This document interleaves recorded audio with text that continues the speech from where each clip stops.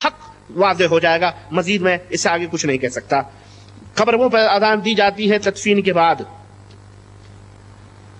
اچھا ایک سوال اس میں اور ہے کہ ہمارے گھر میں ہمارے والد وغیرہ بریلوی ہیں, وہ تبلیغی جماعت کو وہابی کہتے ہیں, کیا تبلیغی والے صحیح میں وہابی ہیں؟ یہ صرف چندے لینے کے لیے وہابی بنتے ہیں, ہے نا, اور پھندا ڈالنے کے لیے وہابیت سے الگ انڈیا میں کہتے ہیں ہم وہابی لوگ نہیں ہیں. اور ہمارے یہاں جو بریلوی ہیں یہ سمجھتے بھی نہیں ہیں, ان کو نظر نیاز فاتحہ نہ کرنے والے ان کو سمجھتے ہیں کہ یہ وہابی ہے. ارے بھائی یہ تمہارے میرے مسیرے بھائی ہیں بھائی, یہ وہابی نہیں ہے. یہ تو جو تم کرتے ہو وہی کرتے, بس تو یہ ہے تمہاری غلطی یہ ہے کہ تم کھلم کھلا کرتے ہو, یہ پردے کی آڑ میں کرتے ہیں. قبروں پر اذان دی جاتی ہے تدفین کے بعد اور سورہ بقرہ کی پہلی اور آخری آیتیں تلاوت کرتے ہیں. اس بارے میں علماء دین کیا فرماتے ہیں؟ جزاکم اللہ خیر. قبروں پر اذان دینا بدعت ہے, کیونکہ نبی کریم صلی اللہ علیہ وسلم ثابت نہیں ہے اور نہ ہی صحابہ کرام سے ثابت ہے. اور وہ عمل جو دین سمجھ کر کے کیا جائے جو شریعت کے اندر اور جس کا ثبوت قرآن و سنت میں موجود نہ ہو تو وہ کیا ہے, وہ بدعت ہے. اب کچھ لوگ کہتے ہیں جی قبر کے اوپر اذان اس لیے دیتے ہیں کہ شیطان مردے کو گمراہ نہ کر دے. تو ابھی تک تو ہم یہ سنتے تھے کہ شیطان اوپر ہی ہوتا ہے, شیطان تو دنیا ہی میں گمراہ کرتا ہے. اب یہ سمجھ میں آتی ہے اب قبر کے اندر بھی گھسنے لگا وہ, اب قبر کے اندر بھی گھس کر کے ان کو وسوسے ڈالتا. استغفر اللہ, بدعقیدگی ہے, اصل میں جہالت ہے, اس لیے یہ بدعت ہے, گمراہیت ہے یہ. جناب ہم نے دیکھا ہے کہ اکثر بریلوی جب بدلتے ہیں تو وہ اہل حدیث ہوتے ہیں اور دیوبندی کم ہی ہوتے ہیں. اس طرح دیوبندی بھی جب بدلتے ہیں تو اہل حدیث ہی ہوتے ہیں. تو کیا کوئی اہل حدیث بھی دیوبندی ہوتا ہے؟ اوہ بڑا ٹیکنیکی سوال ہے یہ, ہے نہیں, ہرگز نہیں, ہرگز نہیں. جس طرح مختصر سا جواب, جس طرح کوئی کافر, کوئی کرسچن, کوئی یہودی جب بدلتا ہے تو وہ مسلمان ہوتا ہے اور مسلمان ہونے کے بعد میں اس شرک کو, اس کفر کو ناپسند کرتا ہے, بین ہی اسی طرح سے جب کوئی بریلوی بدلتا ہے تو ہرگز وہ دیوبندی نہیں ہوتا ہے. باللہ ایک ہی کوئی گمراہ ہو, جیسا مجھ جیسا آدمی الحمدللہ میں دیوبندی نہیں ہوا, کیوں؟ مجھے پتا تھا ان کی حقیقتوں کا اور اس لیے میں ڈائریکٹ اہل حدیث ہوا. تو ایسے ہی نہ جانے کتنے دیوبندی ہمارے بھائی لوگ ہیں جو الحمدللہ انہیں اللہ نے ہدایت دی تو وہ قرآن و سنت کے متبع اور پیروکار بنے, تو وہ قرآن و سنت کے مطابق آ جاتے ہیں. اب جب جو قرآن و سنت کی لذت پا جاتا ہے اور اس کی چاشنی اس کو مل جاتی ہے تو پھر اس کو سنڈاس کھانے کی ضرورت کیا ہے بھائی؟ وہ جائے گا ادھر؟ نہیں جائے گا وہ. بالکل اسی طرح سے جب کوئی مسلمان ہوتا ہے تو کفر اختیار نہیں کرتا, اسی طرح سے جب کوئی کتاب و سنت کا متوالا ہو جاتا ہے اور حقیقی طور پہ اپنے اندر اس کو نافذ کرتا ہے تو پھر وہ غیر جماعتوں کی طرف نظر اٹھا کے بھی نہیں دیکھتا. یہی وجہ ہے الحمدللہ کی تعداد گھٹتی جا رہی ہے اور الحمدللہ تعداد ادھر بڑھتی جا رہی ہے.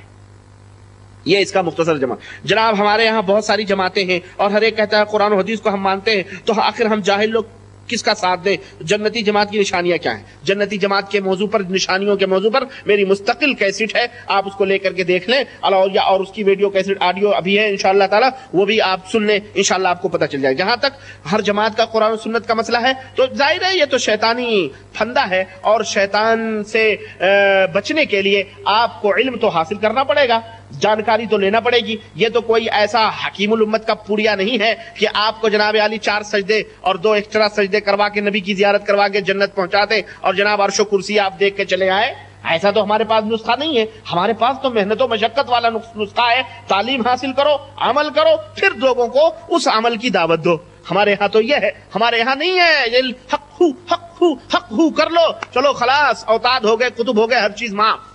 4 چلے مار دیے محدث آدم, فتوے دینے شروع, کھڑے کھڑ کے تقریر, جاہل گمار, اس طرح سے کرتے ہیں. ہمارے ہاں تو ایسا نہیں. ہمارے ہاں تو یہ ہے کہ نبی قرآن کا علم حاصل کرو, حدیث کا علم حاصل کرو. شیطان اپنے اسلحوں کے ساتھ تمہارے سامنے آ رہا ہے تو تم بھی اس شیطان کا مقابلہ کرنے کے لیے اس طرح کے قرآن و سنت کے اسلحوں سے لیس ہو جاؤ. سمجھ آ رہی ہے؟ تو ذرا مشقت والی بات ہے. تو آپ کس کا ساتھ دیں؟ قرآن و سنت کے حاملین کا, جو عمل کرتے ہیں ان کی نمازوں سے اور ان کے طور طریقوں سے ظاہر ہو جاتا ہے کہ یہ قرآن و سنت کے ماننے والے ہیں. اور جن کے طریقے مکس ہوں آپس میں, پتہ ہی نہیں چلتا یہ بدعتی ہے یا کون ہے, کون سی جماعت کا ہے, ان کو آپ دنیا کے اندر, اپنے ہندوستان پاکستان کے اندر دیکھ سکتے ہو کہ یہ کون لوگ ہیں. آپ نے تعویذ اور گنڈے والی کیسٹ میں مولانا اشرف علی صاحب تھانوی اور مولانا رشید احمد گنگوہی سے بھی تعویذ گنڈے کے تعلق سے بتلایا ہے. آپ کے پاس کیا ثبوت ہے؟ کیا علماء دیوبند تعویذ گنڈا کرتے ہیں؟ اوہو, آپ اس کا ثبوت پوچھ رہے ہیں. یہ جناب علی یہ ثبوت موجود ہے. یہ دیکھیں آپ, تذکرۃ الرشید مولانا اشرف علی صاحب تھانوی کے زندگی کے اوپر لکھی گئی, الحاج محمد عاشق علی صاحب میرٹھی کی, اور یہ کتاب موجود ہے. اور اس کے اندر جناب علی تعویذ تو قرآن و سنت کی تو بہت دور کی بات رہی, اس کے اندر تو جناب علی جلد نمبر 2 کہاں ہے بھائی؟ اب یہ جلدی کھلے گی نہیں ظالم. کہاں تعویذ گنڈا؟ میں نے یہاں لکھ کے رکھتا ہوں میں. اب تو بھی مل جا بھائی. تعویذ گنڈے والی کہاں ہے؟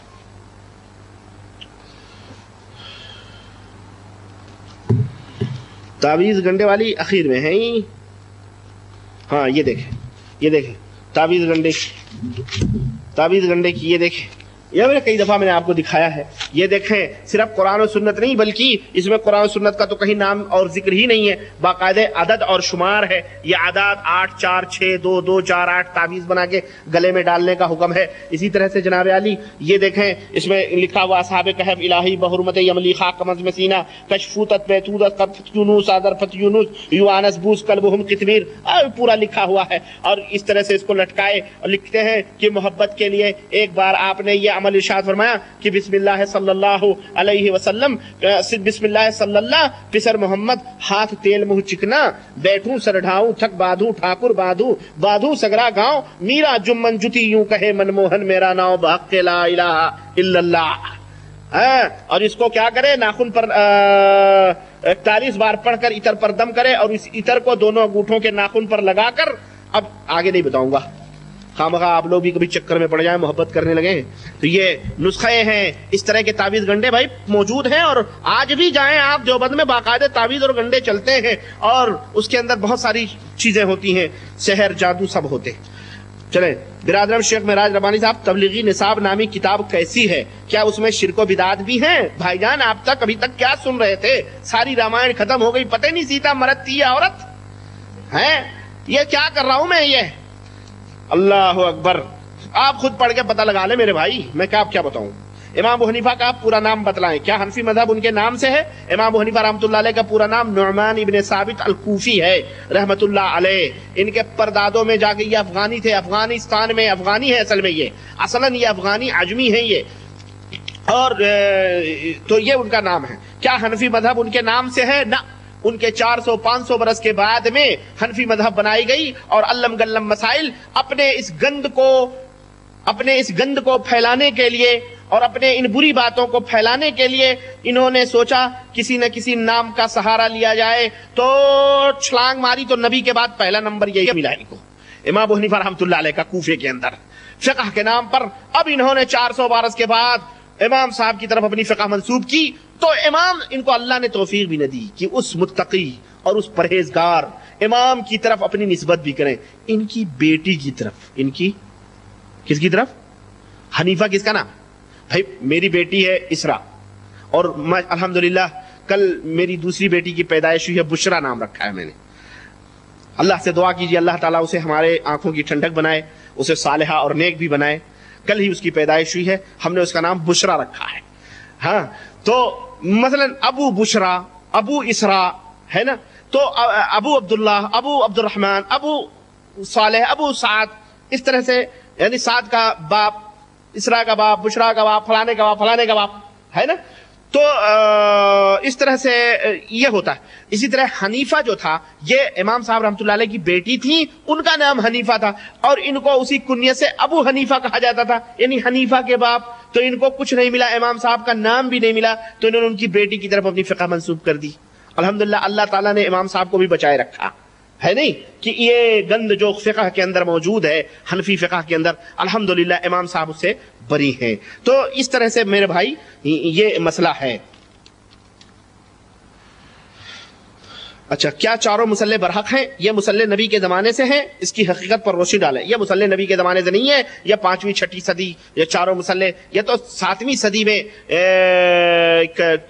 احمد کوئی نام تھا، اس نے حرم میں بنائے تھے، مصری تھا وہ، اس نے جو ہے 4 مسلح بنائے تھے، حنفی، شافعی، مالکی، حنبلی نام کا مسلح. اور جناب علی اگر یہ برحق ہیں، اگر یہ برحق تھے، اب تو نہیں ہے، اللہ رحم فرمائے ملک عبدالعزیز رحمت اللہ علیہ کی قبر پر اللہ رحم فرمائے اور انہیں کروٹ کروٹ جنت دے کہ جب سعودیہ مملکت کی بنیاد پڑی انہوں نے ان سارے مسلوں کو مسلح توڑ تاڑ کے اور کہا کعبہ ایک، حرم ایک، مدینہ اور نبی ایک، کتاب ایک، سب کچھ ایک، ہمارا دین ایمان بھی ایک ہی امام کے پیچھے نماز پڑھو.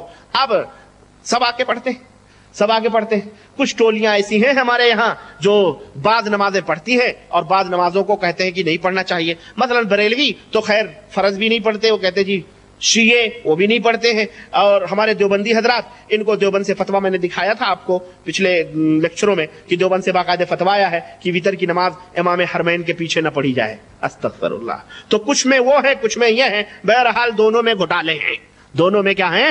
گھپلے ہیں۔ تو اس طرح سے یہ تمام سب بکواس ہے، کوئی مصلی وسلہ برحق نہیں ہے، برحق نبی کا دین ہے جو قرآن و سنت ہے۔ بات آئی سمجھ میں؟ ہاں، دین سے 400-500 برس کے بعد بنائے گئے فقہ اور مصلی یہ حرام ہے اسلام کے اندر، اس کا قطعاً کوئی ثبوت نہیں ہے۔ نماز میں سورہ فاتحہ پڑھنا کیسا ہے؟ نماز میں سورہ فاتحہ پڑھنا واجب ہے، اور جو شخص سورہ فاتحہ نہ پڑھے اس کی نماز نہیں ہوتی ہے، یہ اللہ کے رسول صلی اللہ علیہ وسلم کی حدیث ہے۔ ایک اخبار کے مفتی صاحب ہیں جنہوں نے کہا ہے کہ امام کے پیچھے سورہ فاتحہ جو پڑھتے ہیں نماز میں اوہو یہ وہی اخبار کا مفتی ہے، ہاں اردو نیوز کا، اردو نیوز میں ایک مفتی نکلتا ہے، لکھتا ہے وہ کوئی ہے بہرحال۔ تو جب اچھا بھائی میرے، یہ جب فتویٰ چھپا تھا نا، اس نے لکھا تھا کہ جو سورہ فاتحہ پڑھے وہ ظالم ہے۔ دوسرے دن جب اس کی گرفت ہوئی، اور جدے میں ہمارے دوست ہیں محمد عاقل صاحب، اللہ انہیں ان کی حفاظت فرمائے، اور آج بھی ہیں وہ زاہد ٹریکٹر کمپنی کے اندر، تو انہوں نے باقاعدہ گرفت کی اور اس کے اوپر اس کے مدیر کو خط لکھا اور پکڑا کہ اس نے کیسے لکھا کہ ظالم ہے۔ شیخ ابن باز تک اور شیخ محمد بن عثیمین تک فتویٰ پوچھا، فیکس کے ذریعے آیا کہ جو ہے سورہ فاتحہ پڑھنا واجب اور ضروری، اور وہ پورے فتوے مدیر مختار الفال کو بھیجا، مختار الفال نے پھر ان کو پکڑا۔ دوسرے دن معذرت آیا، دوسرے دن معذرت نامہ چھپ کر کے آیا، اور وہاں کالم میں لکھا ہوا تھا کہ جو فتویٰ چھپا تھا اصل میں وہ فتویٰ کسی حنفی نے پوچھا تھا، اس لیے ہم نے اسی کے مذہب کے حساب سے فتویٰ دیا تھا۔ دیکھیں یہ ملا نے یہاں بھی منافق بیٹھ کر کے اس طرح کی حرکتیں کرتے ہیں، سمجھ رہے ہیں؟ ہم نے کہا کل کو کوئی شیعہ پوچھے متع کرنا حلال ہے تو تم سعودیہ میں بھی فتویٰ دے گا ہاں حلال ہے، اور جب پکڑے جاؤ تو کہتے وہ شیعہ تھا اس لیے ہم نے اس کے مذہب کے حساب سے فتویٰ دیا۔ بھئی وہ بھی تو فقہ جعفری مانتے ہیں، بھئی اگر آپ فقہ حنفی مانتے ہیں تو ان کے یہاں بھی فقہ جعفری ہے، اور وہ بھی پاکستان کے اندر باقاعدہ فل کوشش میں ہے کہ پاکستان کے اندر فقہ جعفری کا نفاذ ہونا چاہیے، فقہ حنفی کا نفاذ نہیں ہو سکتا۔ سمجھ آئی نہیں آپ کو؟ تو یہ ہے اصل میں سورہ فاتحہ کا۔ بس 2-3 سوال اور ہیں، میں اپنی بات کو ختم کر رہا ہوں، بڑی جلدی میں میں بھی ہوں۔ جناب وہابی کس کو کہتے ہیں؟ میں نے بتایا ہے وہابی کس کو کہتے ہیں بھائی، کیوں بار بار؟ کیا علماء دیوبند وہابی نہیں ہے؟ ہرگز نہیں ہے۔ یہ کتاب یہ میرے پاس موجود ہے، احکام شریعت مصطفیٰ اور جدید مسائل اہل سنت و بدعت، مفسر القرآن مولوی شاہد حسن صاحب قاسمی، استاذ شعبہ عربی دارالعلوم دیوبند، انہوں نے باقاعدہ کتنے صفحے کالے کیے ہیں، مکتبہ اور ناشر مکتبہ سیرت النبی نس جامع مسجد یو پی سید منزل دیوبند، قیمت نہیں لکھا ہوا ہے، نہیں قیمت کا نام نہیں ہے۔ تو یہ جناب علی یہ کتاب ہے، اس کتاب کے اندر باقاعدہ انہوں نے اس بات کو ثابت کیا ہے کہ علماء دیوبند جو ہے وہابیت کے خلاف ہیں اور وہ وہابی نہیں ہیں، اور علماء دیوبند جو ہے علماء دیوبند کے اوپر یہ جھوٹا اتہام اور الزام لگایا جاتا ہے، بلکہ محمد بن عبد الوہاب جو تھا، استغفر اللہ، اس کتاب کے اندر میں نے حوالہ دیا ہے مقلدین دیوبند کی ڈائری، آپ اٹھا کے سنیں، اس کے اندر میں نے اس کتاب کا حوالہ دیا، اس نے لکھا ہے کہ محمد بن عبد الوہاب، ہمارے علماء دیوبند کا عقیدہ ہے کہ محمد بن عبد الوہاب جو تھا وہ نہایت ہی جاہل اور بلید اور اہل سنت والجماعت کا قاتل تھا۔ استغفر اللہ، یہ پوری امت محمدیہ کے قاتل، جن کے دامن پر اور آستینوں پر قیامت تک یہ خون لگا رہے گا جو نہ چھڑا سکے، وہ شیخ مجدد امام محمد بن عبد الوہاب رحمۃ اللہ علیہ کے اوپر اس طرح کے کیچڑ اچھالتے ہیں، اللہ تعالیٰ ان سے نپٹے گا قیامت کے دن۔ تو یہ لوگ وہ نہیں ہے بھائی۔ کیا آمین اور رفع دین نہ کرنے سے نماز نہیں ہوتی ہے؟ میں نے کئی دفعہ اس کا جواب دیا ہے، سمجھ رہے؟ کیا آمین اور رفع دین نہ کرنے سے نماز نہیں ہوتی ہے؟ نبی کریم صلی اللہ علیہ وسلم والی نماز نہیں ہوتی ہے، نبی کریم صلی اللہ علیہ وسلم والی نماز، ہاں باقی سمجھ جائیں آپ۔ کیا ائمہ اربعہ رحمہم اللہ کی کوئی لکھی ہوئی کتاب اس دنیا میں موجود ہے؟ جی ہاں، امام شافعی رحمۃ اللہ علیہ کی بہت ساری کتاب، مثلا کتاب الام، اسی طرح اور ان کے لکھی ہوئی احمد بن حنبل رحمۃ اللہ علیہ کی مسند احمد بن حنبل، امام مالک کی لکھی ہوئی کتاب موطا امام مالک، اور جہاں تک امام ابو حنیفہ رحمۃ اللہ علیہ کی، تو امام ابو حنیفہ رحمۃ اللہ علیہ کی کوئی لکھی ہوئی کتاب موجود نہیں ہے۔ ایک کتاب الفقہ الاکبر جو منسوب کی جاتی ہے امام صاحب رحمۃ اللہ علیہ کی طرف، وہ جھوٹی منسوب ہے، اس کے بارے میں خود علماء احناف کہتے ہیں کہ امام صاحب کی لکھی ہوئی کتاب نہیں ہے، بلکہ ایک آدمی کی لکھی ہوئی۔ اچھا ماشاءاللہ، بڑا آخری سوال ہے بھائی، آخری سوال ہے اور بڑا پوائنٹ کا سوال لگ رہا ہے یہ. آج امت میں اتنا اختلاف ہے, کیا یہ اختلاف اللہ رسول کی نظر میں ٹھیک ہے؟ ایک مولوی صاحب نے تقریر کی ہے, طاہر حسین صاحب بہار انڈیا کے ہیں, انہوں نے کہا اختلاف رحمت ہے, نبی کا فرمان ہے. کیا یہ حدیث صحیح ہے؟ اختلاف رحمت ہے تو اتحاد اور اتفاق لعنت ہونی چاہیے, ہے کہ نہیں؟ اگر اختلاف رحمت ہے تو اتفاق اور اتحاد لعنت ہے, اور اللہ کیا لعنت کا حکم دے گا؟ اللہ تو فرماتا ہے وَاعْتَصِمُوا بِحَبْلِ اللَّهِ جَمِيعًا وَلَا تَفَرَّقُوا, کہ اے ایمان والو اللہ کی رسی کو مضبوطی کے ساتھ پکڑ لو, فرقے فرقے نہ بٹو. تو اللہ کیا لعنت کا حکم دے رہا ہے؟ تو اس بہاری بابو سے کوئی پوچھے, طاہر گیابی سے, کہ مولانا یہ کون سی حدیث ہے؟ مناظر دیوبند ہے بھائی یہ, ہاں بڑے بھاری مناظر ہیں بیچارے, ایلی گیلی مارتے ہیں, خوب اور خوب بکتے ہیں یہ. ان سے پوچھیں آپ کہ جناب اختلاف امتی رحمہ جو تم رٹتے ہو کہ امت کے درمیان اختلاف رحمت ہے, یہ کون سی حدیث ہے؟ یہ گھڑی ہوئی اور موضوع روایت ان جیسے گمراہ اور باطل پرست اور غیر ناحق مولویوں اور ملاؤں کے شکم پروری کے لیے امت کے درمیان اپنے اس اختلاف کو قائم رکھنے کے لیے اور اپنے 1.5 اینٹ کی مسجد الگ کر کے اپنی چودھراہٹ اور اپنی پردھانیت اور اپنا جو ہے قائم کرنے کے لیے انہوں نے اس حدیث کو گڑ گڑ کر کے امت کے درمیان پھیلانا شروع کیا ہے. میرے عزیز, اختلاف کبھی بھی اختلاف رحمت نہیں ہے, بلکہ ہمیشہ اختلاف لعنت ہے, اختلاف زحمت ہے. اختلاف کرنے سے اللہ کے رسول صلی اللہ علیہ وسلم نے فرمایا کہ جس طرح پچھلی امتیں مٹا دی گئیں اسی طرح تم بھی مٹا دیے جاؤ گے. اگر تم اختلاف کرو گے تمہاری ہوا اکھڑ جائے گی. قرآن میں اللہ نے فرمایا ہے کہ اگر تم اختلاف کرو گے تو تمہاری ہوا اکھڑ جائے گی. اسی طرح سے اللہ کے نبی نے قدم قدم پر اتحاد کی دعوت دی ہے. تو میرے عزیز, اور اتحاد قرآن و سنت کی روشنی میں اتحاد ہم چاہتے ہیں, کتاب اللہ اور سنت رسول اللہ صلی اللہ علیہ وسلم کی روشنی میں. ہم با برہمن رام رام اور با مسلمہ اللہ اللہ والا اتحاد نہیں چاہتے. ہم اتحاد چاہتے ہیں کہ ہو حلقے یاراں تو بریشم کی طرح نرم, اور رزم حق و باطل ہو تو فولاد ہے مومن. ہم اس طرح کا جو ہے اتفاق اور اتحاد چاہتے ہیں جو کتاب اللہ اور سنت رسول اللہ صلی اللہ علیہ وسلم کے اوپر مبنی ہو. تو یہ چند سوالات تھے جن کے جوابات آپ کی خدمت میں پیش کیے گئے. یہ پورا دیکھ رہے ہیں آپ, یہ پورا تومار ہے انشاءاللہ. میں نے تو جواب دیے ہیں ہر ایک کے. انشاءاللہ اگلی مجلس جو ہماری ہوگی انشاءاللہ وہ ہوگی قادیانی ہی کافر کیوں, قادیانی ہی.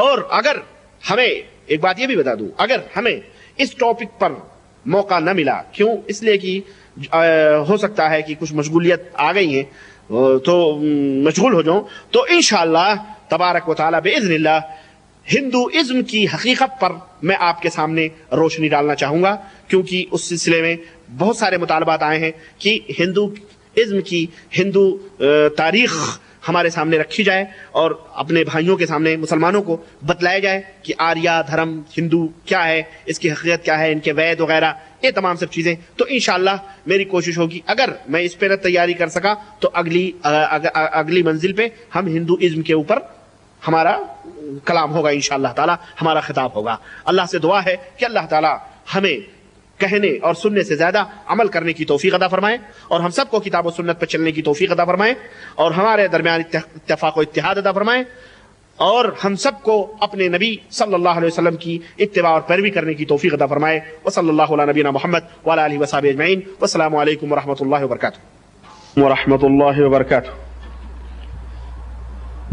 الحمد لله نحمده ونستعينه ونستغفره ونؤمن به ونتوكل عليه ونعوذ بالله من شرور أنفسنا ومن سيئات أعمالنا. من يهده الله فلا مضل له ومن يضلله فلا هادي له, ونشهد أن لا إله إلا الله ونشهد أن محمدا عبده ورسوله. أما بعد, بسم الله الرحمن الرحيم. أعوذ بالله السميع العليم من الشيطان الرجيم. فاسألوا أهل الذكر إن كنتم لا تعلمون. دوستو, بزرگوں اور بھائیوں, سوالات کرنا اور سوالات کر کے علم حاصل کرنا یہ ہمارے سلف کا طریقہ رہا ہے. جو باتیں ان کی سمجھ میں نہیں آتی تھیں وہ سوالات کر کے اس کی معلومات اور اس کی سمجھ حاصل کر لیا کرتے تھے، لیکن ان کا طریقہ موجودہ دور کے طریقوں سے ذرا مختلف تھا، اور وہ طریقہ یہ ہوا کرتا تھا کہ وہ جب بھی کسی قسم کا سوال کرتے تھے تو جوابات قرآن و سنت کے دلائل اور اس کی روشنی میں طلب کرتے تھے۔ یعنی جب بھی کوئی بات ہوتی تھی تو وہ یہ معلوم کرتے تھے کہ کیا یہ اللہ کے رسول صلی اللہ علیہ وسلم کا فرمان ہے، اللہ کا فرمان ہے یا نہیں۔ صحیح مسلم کے مقدمے میں یہ بات حضرت عمر بن خطاب رضی اللہ تعالی عنہ کے تعلق سے آئی ہوئی ہے کہ حضرت ابو سعید خدری رضی اللہ تعالی عنہ ان کے دروازے پہ حاضر ہوئے تو انہوں نے سلام کیا، اندر سے کوئی جواب نہیں آیا، پھر سلام کیا، پھر کوئی جواب نہیں آیا، پھر سلام کیا، پھر کوئی جواب نہیں آیا، تو واپس جانے لگے۔ حضرت عمر بن خطاب رضی اللہ تعالی عنہ نکلے کمرے سے اور آپ نے دیکھا کہ واپس جا رہے ہیں تو ان کو بلایا، کہنے لگے کہ کیا بات ہے، تم اندر کیوں نہیں آئے؟ انہوں نے کہا کہ امیر المومنین، بات یہ تھی کہ ہم نے اللہ کے رسول صلی اللہ علیہ وسلم سے یہ سنا ہے کہ تین دفعہ سلام کرو، اگر جواب ملتا ہے تو ٹھیک ہے، نہیں جواب ملتا ہے تو واپس چلے جاؤ۔ چنانچہ ہم یہ سوچ کر کے اللہ کے نبی صلی اللہ علیہ وسلم کے فرمان پر عمل کرتے ہوئے ہم واپس جا رہے تھے۔ تو حضرت امیر المومنین عمر بن خطاب رضی اللہ تعالی عنہ نے فرمایا کہ اپنی اس بات کے اوپر گواہ لاؤ، جب تک تم گواہ نہیں لاؤ گے تب تک ہم اس بات کو نہیں مانیں گے، تم گواہ لاؤ ورنہ ہم تمہاری پیٹھ کو سرخ کر دیں گے۔ حضرت ابو سعید خدری بیچارے گئے، صحابہ کی جماعت بیٹھی ہوئی تھی، ایک جگہ گفتگو بات چیت چل رہی تھی، ان کے سامنے یہ بات پیش کیا تو غالباً حضرت محمد ابن مسلمہ رضی اللہ تعالیٰ عنہ نے فرمایا کہ میں گواہی دیتا ہوں کہ میں نے خود اللہ کے رسول صلی اللہ علیہ وسلم سے یہ بات سنی ہے۔ چنانچہ اس طرح سے حضرت ابو سعید خدری رضی اللہ تعالیٰ عنہ نے دلیل طلب کی اور حضرت عمر بن خطاب نے دلیل طلب کی، گواہی اور ثبوت مانگا۔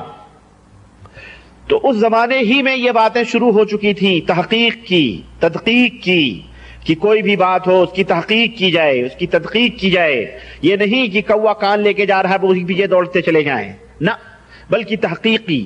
تو جب بھی ہمیں یہ باتیں ہم یہ سنتے ہیں تو ہمیں یہ باتیں دعوت دیتی ہیں کہ ہم جب بھی کسی سے کسی قسم کا سوال کریں تو اس کی دلیل طلب کریں کہ جناب علی اس کی دلیل کیا ہے، قرآن کریم میں اللہ وحدہ لا شریک نے کیا فرمایا ہے، نبی نے کیا فرمایا ہے، سمجھ آئیے آپ کو۔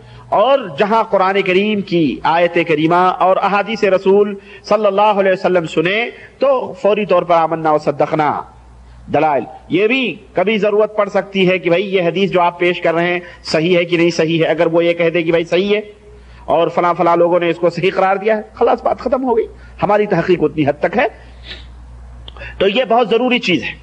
آئیے، جیسا کہ جنتی جماعت کی نشانیاں اس موضوع پر آپ حضرات سن رہے تھے، جیسا کہ ابھی آپ نے محترم اپنے ممتاز صاحب سے سنا، آئیے کچھ باتیں اس تعلق سوالات، جیسا کہ ہماری روایات رہی ہیں کہ ہم اپنے روایات کو برقرار رکھتے ہوئے ہم یہ کرتے ہیں کہ بھئی جہاں کہیں بھی سوالات جو گوشے لیکچر میں چھوٹ جاتے ہیں سوالوں کے ذریعے اس کو پورا کر لیا جائے۔ آپ حضرات کے ذہن میں کوئی شبہ ہو، کوئی شک ہو، موضوع جو آپ نے سنا قرآن و سنت کی روشنی میں، آیا وہ بات آپ کے سمجھ میں آئی یا نہیں آئی، یا جو نہیں آئی کم از کم اس کو آپ حضرات پرچوں کے اوپر لکھ کر کے دیں، انشاءاللہ تعالی ہم جوابات قرآن و سنت کی روشنی میں دیں گے۔ اور جو نہیں آئے گا، جس کا علم مجھے نہیں ہوگا، مجھے یہ کہنے میں قطعاً کوئی شرمندگی نہیں ہے کہ میرے عزیز، میرے بھائی، مجھے اس کا علم نہیں، سیدھی سی بات ہے، میں نہیں جانتا اس بات کو، یہ میں آپ حضرات کے سامنے کہہ دوں گا، مجھے اس میں کوئی عار یا کوئی، کیوں قیامت کے دن ہمیں اللہ تعالیٰ کے سامنے کھڑا ہونا ہے اور جواب دینا ہے،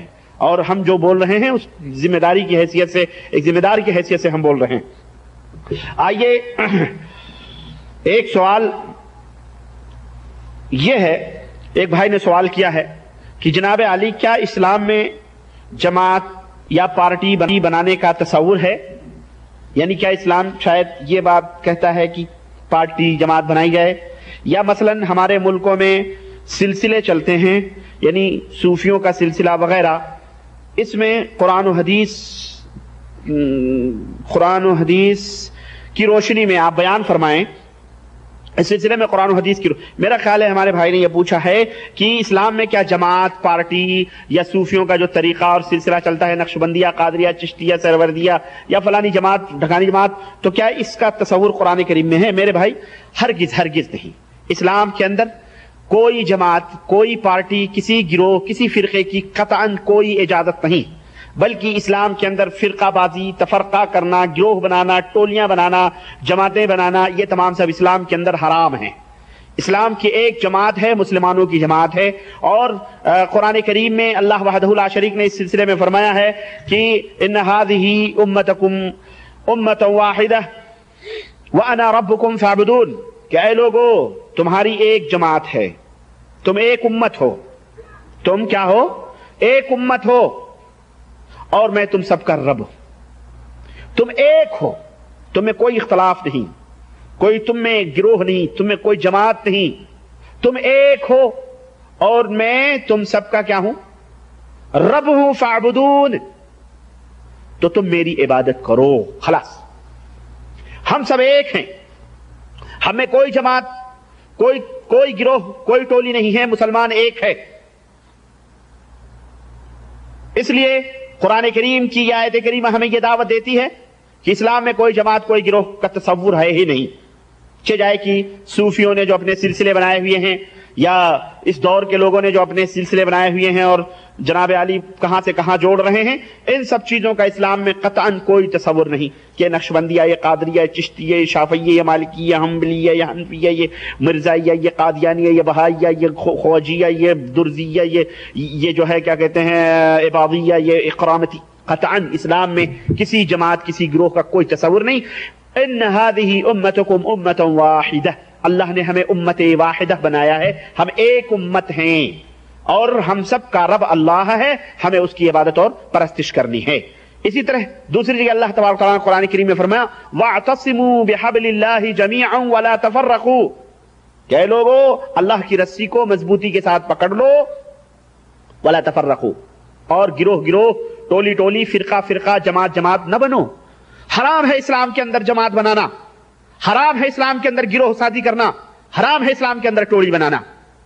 اسی طرح اللہ وحدہ لا شریک نے مشرکوں کی مذمت فرماتے ہوئے کہ یہ طریقہ تو مشرکوں کا ہے، یہ تو مشرکوں کے کام ہیں، اللہ تعالیٰ نے قرآن کریم میں اسی لیے فرمایا وَلَا تَكُونُوا مِنَ الْمُشْرِكِينَ مِنَ الَّذِينَ فَرَّقُوا دِينَهُمْ كَانُوا شِيَعًا كُلُّ حِزْبٍ بِمَا لَدَيْهِمْ فَرِحُونَ، اللہ تعالیٰ نے فرمایا کہ اے لوگو مشرکوں کی طرح نہ بنو، جنہوں نے اپنے اندر ٹولیاں بنا لی، گروہ بنا لیے، جماعتیں بنا لی۔ مشرکوں کے اندر کتنے گروہ ہیں، کتنی ٹولیاں؟ آپ دیکھیں 399 معبودوں کے پوجنے والے ہیں لوگ، اور اسی طرح سے اس امت کے اندر جب شرک داخل ہوا تو یہ بھی ٹولیوں میں بٹ گئے، بٹے کہ نہیں بٹے؟ اللہ وحدہ لا شریک نے فرمایا کہ مشرکوں کی طرح نہ بنو، اور گروہ گروہ، ٹولی ٹولی نہ بنو جس طرح وہ ٹولی ٹولی بن گئے، اور ہر جماعت، ہر گروہ ان مشرکوں کی خوش ہے کہ ہم ہی حق پر ہیں، ایسے نہ بنو۔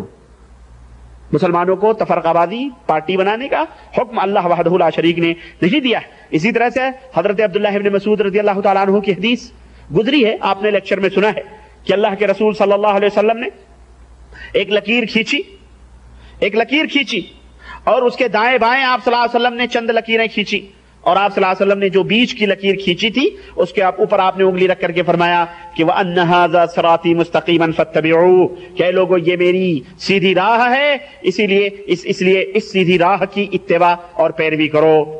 اور یہ جو دائیں بائیں لکیریں ہیں ان کے اوپر شیطان بیٹھے ہوئے ہیں، جو دائیں بائیں لوگ ہیں ان کے اوپر شیطان بیٹھے ہوئے ہیں، اپنی طرف بلا رہے ہیں۔ گویا اللہ کی طرف جو بلانے کی راہ ہے وہ قرآن کریم ہے اور سنت رسول صلی اللہ علیہ وسلم ہے، اور اس کے سوا جو لوگ اپنی بستیوں کی طرف، اپنی شخصیتوں کی طرف، اپنے اپنے اماموں کی طرف، اپنے اپنے مرشدوں کی طرف، اپنے اپنے خانقاہوں، یہ سب شیاطین ہیں، یہ سب شیاطین کی راہیں ہیں، لوگ بلا رہے ہیں۔ اللہ کے نبی صلی اللہ علیہ وسلم نے فرمایا کہ اگر تم ان راہوں پہ چلو گے تو خلاص تمہاری ہلاکت اور بربادی ہے. اور قرآن کریم میں اللہ وحدہ لا شریک نے تو یہ فرمایا، ظاہر ہے کہ اللہ تبارک تعالیٰ نے قرآن کریم کے اندر فرمایا ہے کہ وَلَا تَتَّبِعُوا السُّبُلَ، یہ جو راستے ہیں دائیں بائیں ان کے پیچھے نہ چلو، فَتَفَرَّقَ بِكُمْ، کیوں؟ تم بھٹک جاؤ گے.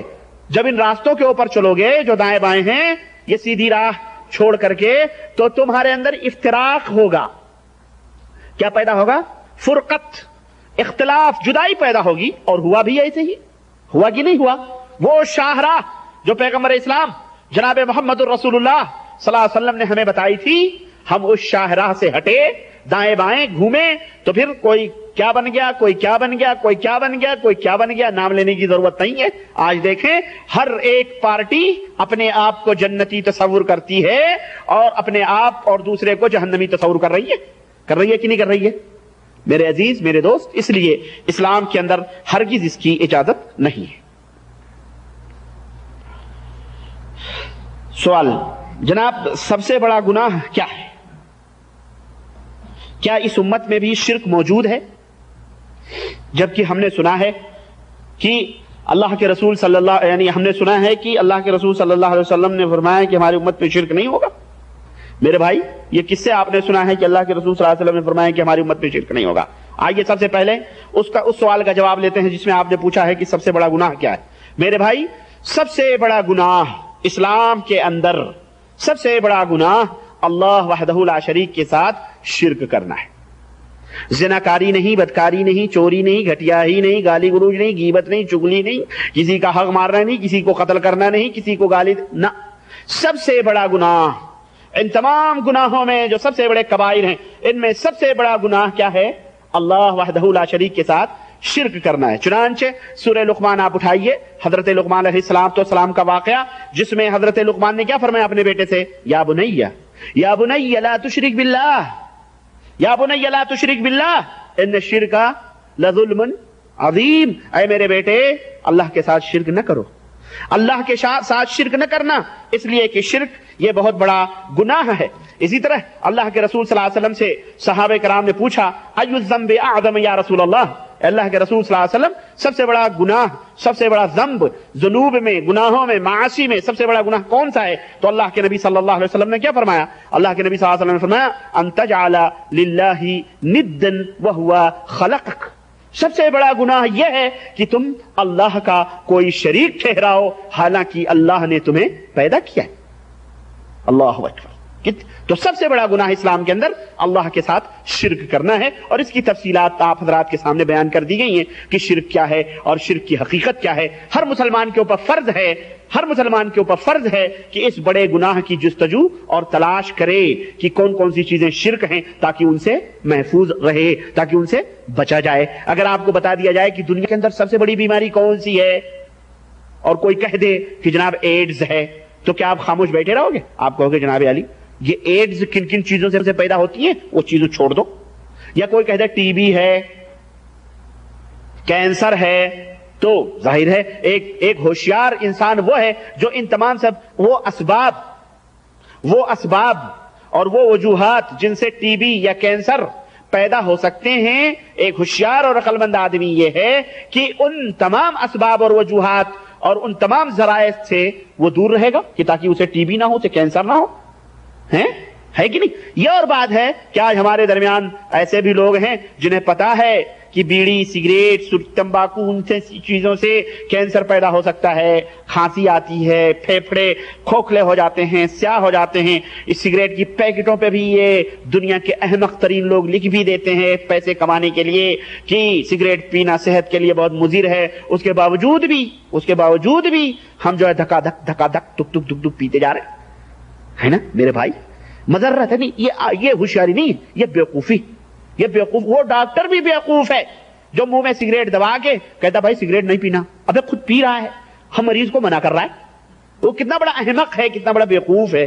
خیر، کہنے کا مطلب یہ ہے کہ اسی طرح سے عقل مند آدمی وہ ہے کہ جس چیز سے اسے منع کیا جائے اس کی جستجو، اس کی تلاش کر کے اس سے دور رہے. تو یہ ہو گئی سب سے بڑے گناہ کی بات کہ اسلام کے اندر سب سے بڑا گناہ کیا ہے؟ اللہ وحدہ لا شریک کے ساتھ اللہ کے نبی کی وہ بات یاد رکھو، ان تجعل للہ ندا وہو خلق. بڑی مختصر سی گفتگو پیارے نبی نے فرمائی کہ تم اللہ کے ساتھ کسی کو شریک ٹھہراؤ حالانکہ اللہ نے تمہیں پیدا کیا، اللہ نے تمہیں پیدا کیا. اور پیدا کرنے میں صرف یہی نہیں ہوتا پیدا کر دیا چھوڑ دیا، اللہ اکبر. اس نے پیدا کیا، تمہیں پیدا ہونے سے پہلے ماں کے اس تاریک پیٹ میں تمہیں غذا پہنچائی، تمہیں خوراک دی اللہ وحدہ لا شریک نے تمہیں ناف کے ذریعے. اور پھر جب تم پیدا ہوئے اور تمہارے پیدائش سے پہلے ماں کی چھاتیوں میں اس اللہ وحدہ لا شریک نے دودھ اتارا، اور جب تم زمین پہ آئے تو ماں کی چھاتیوں میں دودھ اتر آیا، اور تمہیں اللہ وحدہ لا شریک نے تمہیں دودھ تمہارے کھانے پینے کا انتظام کیا. اور جب تک تمہارے دانت نہ اگے تھے تب تک ماں کی چھاتیوں میں دودھ رہے، اور جیسے ہی تمہارے دانت اگ گئے اللہ وحدہ لا شریک نے قسم قسم کے پھل، قسم قسم کے فروٹ، قسم قسم کی چیزیں، قسم قسم کی غذائیں، نو بنو تنوع متنوع یعنی مختلف قسم کی غذائیں تمہاری طاقت و قوت کے لیے اللہ نے پیدا کی. پھر جب تم چلنے کے لیے چلنے لگے زمین نے اپنی چھاتی اپنا سینہ کھول دیا، اور پھر جب بڑے ہوئے ہوشیار عقل دی، شعور دیا، اس طرح سے پوری دنیا آپ کے لیے کھول دی. وہ رب ہے، وہ رب، وہ اسی کو رب کہتے ہیں. اسی کو کیا کہتے ہیں؟ رب کہتے ہیں. اور دوسرا جو آپ نے یہ پوچھا ہے کہ کیا اس امت میں شرک موجود ہے یا یہ اس امت میں شرک ہوگا، بے شک اس امت میں شرک موجود ہے. چنانچہ اللہ کے رسول صلی اللہ علیہ قرآن کریم میں آپ دیکھیں اللہ وحدہ لا شریک نے کیا فرمایا. قرآن کریم میں فرمایا وَمَا يُؤْمِنُ أَكْثَرُهُمْ بِاللَّهِ إِلَّا وَهُمْ مُشْرِكُونَ کہ بہت سارے لوگ ہیں جو ایمان کا دعویٰ کرتے ہیں، بہت سارے لوگ ہیں جو ایمان کا قرآن ہے میاں، قرآن یہ کسی گپ مولوی معائز اور کسی مرشد یا کسی سجادشین کی گپ نہیں ہے، قرآن کریم ہے، دلائل ہیں قرآن کریم کے. وَمَا يُؤْمِنُ أَكْثَرُهُمْ بِاللَّهِ إِلَّا وَهُمْ مُشْرِكُونَ بہت سارے وہ لوگ ہیں، کتنے لوگ ہیں جو ایمان کا دعویٰ کرتے ہیں، ایمان لانے کا دعویٰ کرتے ہیں، لیکن وہ کیا ہیں؟ بباطن وہ مشرک ہیں، وہ شرک میں مبتلا ہیں. اور اللہ کے حبیب نے فرمایا تھا کہ اس امت میں شرک ایسے داخل ہوگا کدبیب النمل، جیسے چونٹی نہیں چلتی ہے، چونٹی کی چال کوئی پتہ پاتا ہے؟ آپ کے ارد گرد چونٹی بیٹھی چل رہی ہوگی آپ کو پتہ نہیں ہے، ایسے ہی شرک اس امت میں داخل ہوگا.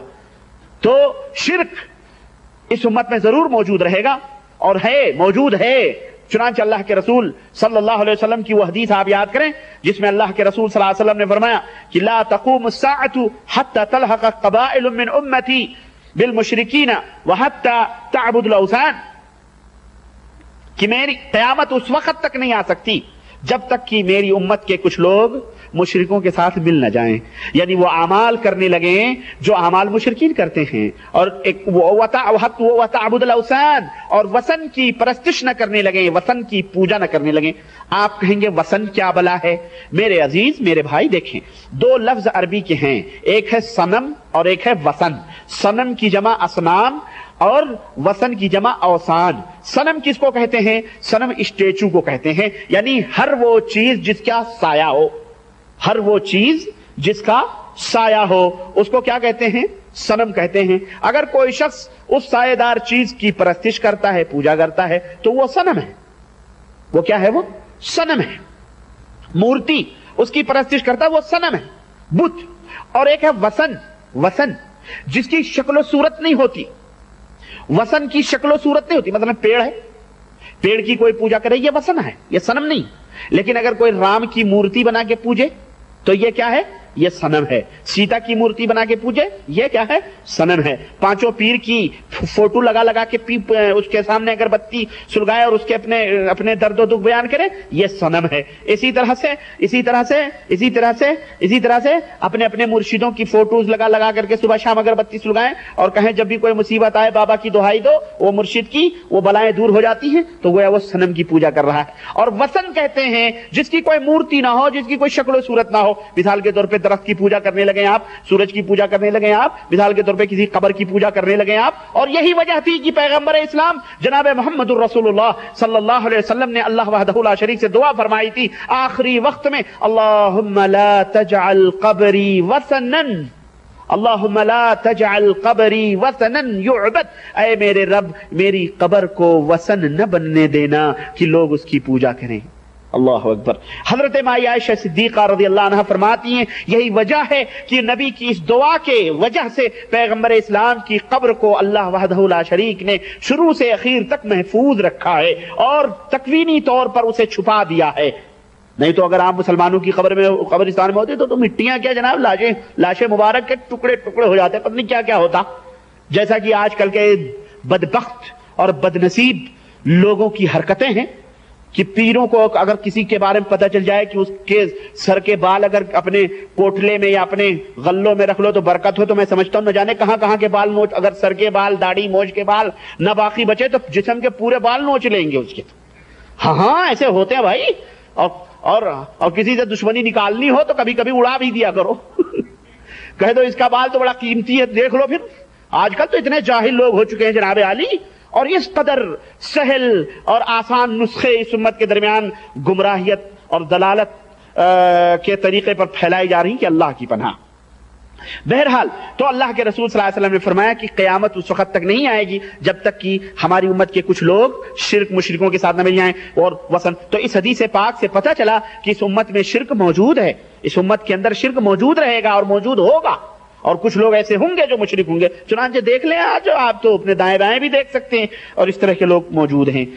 اللہ ہم سب کو ان سے محفوظ رکھے، آمین. جناب علی سوال، آج مسلمان مختلف فرقوں اور مختلف جماعتوں میں بٹا ہوا ہے، آخر اسے ایک کرنے کا کیا راستہ ہے، اور ان اختلافات کو جو بنیادی بھی ہیں اور فروعی بھی ہیں کیسے حل کیا جائے؟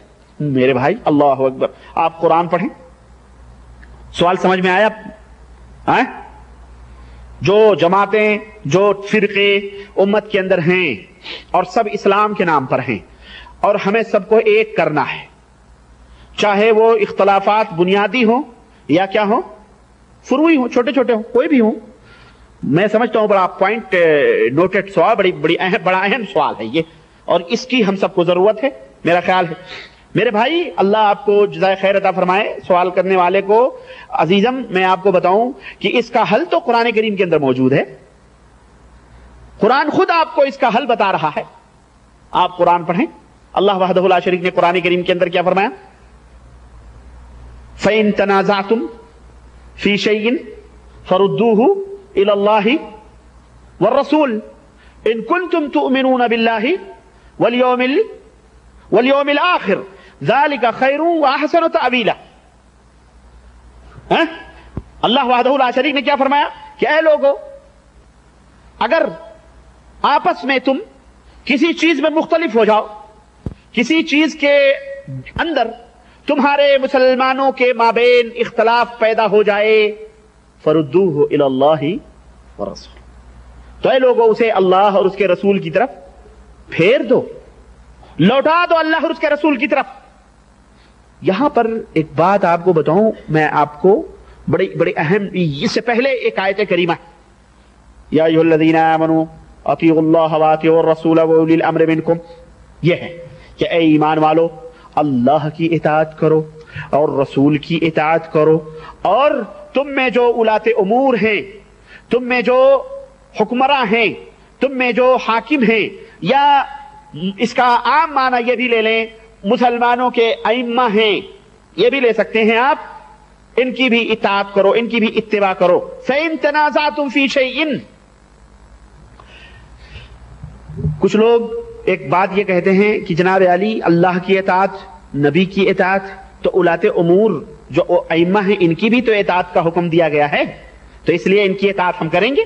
میرے بھائی ٹھیک ہے کرو، لیکن کن باتوں میں کرو ان کی اطاعت اور ان کی پیروی؟ ان باتوں میں جو باتیں قرآن و سنت کے مطابق ہوں. اگر تم یہ کہتے ہو کہ نہیں، جس طرح اللہ کی اطاعت مستقل، نبی کی اطاعت مستقل، اسی طرح امام کی بھی اطاعت مستقل، اگر ہم یہ مان لیں تو پھر فَإِن تَنَازَعْتُمْ کا مسئلہ کیا ہے؟ فَإِن تَنَازَعْتُمْ، پس اگر تم آپس میں اختلاف کرو، فَرُدُّوهُ إِلَى اللَّهِ وَالرَّسُولِ، اللہ نے تو یہ نہیں فرمایا جب اختلاف کرو تو اللہ اور رسول اور اماموں کے پاس مسئلوں کو پھیر دو. اللہ نے یہ تو نہیں فرمایا. اللہ نے کیا فرمایا؟ فَرُدُّوهُ إِلَى اللَّهِ وَالرَّسُولِ، ان اختلافی معاملات کو اللہ اور اس کے رسول کے سامنے پیش کرو، اماموں کے سامنے نہیں، پیروں کے سامنے نہیں، مرشدوں کے سامنے نہیں. کیوں؟ اس لیے کہ اللہ کبھی جھوٹ نہیں بولتا، نہ بول سکتا ہے. पैगंबर इस्लाम जनाब मोहम्मद रसूलुल्लाह सल्लल्लाहु अलैहि वसल्लम सादिकुल मसदूक हैं, वो झूठ नहीं बोलते, मासूम हैं वो। बाकी उनके सिवा इस दुनिया के अंदर कोई भी मासूम नहीं है, चाहे वो अबू बकर सिद्दीक हो या चाहे वो इस दौर के कोई भी शख्स हो, कोई मासूम नहीं है नबी के सिवा, अनबिया के सिवा कोई मासूम नहीं होता। समझ आई आपको? इसलिए नुक्ता समझने की कोशिश कीजिए कि इमाम की इत्तिबा, इमाम की बात उस वक्त हमारे लिए काबिल कबूल और काबिल इत्तिबा होगी जब उस इमाम की बात कुरान और सुन्नत के मुताबिक होगी। अगर कुरान, अब इख्तलाफ पैदा हुआ, कोई कह रहा है इस तरह से, कोई कह रहा है उस तरह से, कोई कह रहा है उस तरह से, क्या करेंगे? फरुद्दूहु इलल्लाहि व मिसाल के तौर पे मैं आपको एक मिसाल देता हूं छोटी सी। कुरान करीम में अल्लाह वहदहु ला शरीक ने फरमाया कि वल मुतल्लकातु यतरब्बसना सलासता कुरूइन, कि जिनको तलाक दे दी गई है वो औरतें 3 कुरू तक ठहरी रहें। लफ्ज कुरू, काफ रे वाव कुरू, हाँ हमजा वाव पेश ऊ, कुरू, ये अरबी का लफ्ज है।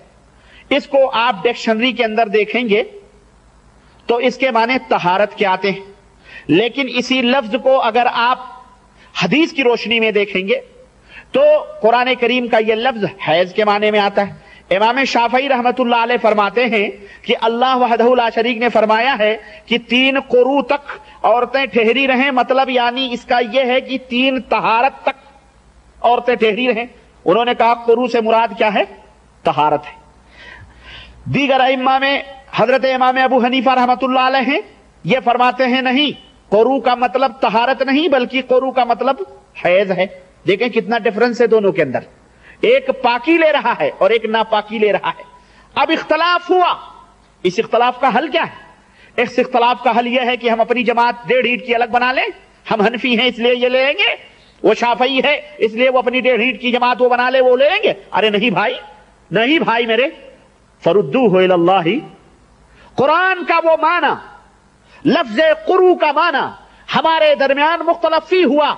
डिक्शनरी में वो माना तहारत का है, लेकिन दूसरे मानों में हैज भी मुराद होता है। अब हमारी समझ में नहीं आ रहा है कि हम किस इमाम के पीछे चलें, इमाम अबू हनीफा की बात माने कि इमाम शाफई की बात माने, या अल्लाह दोनों चोटी के इमाम हैं, बड़े बड़े इमाम हैं, क्या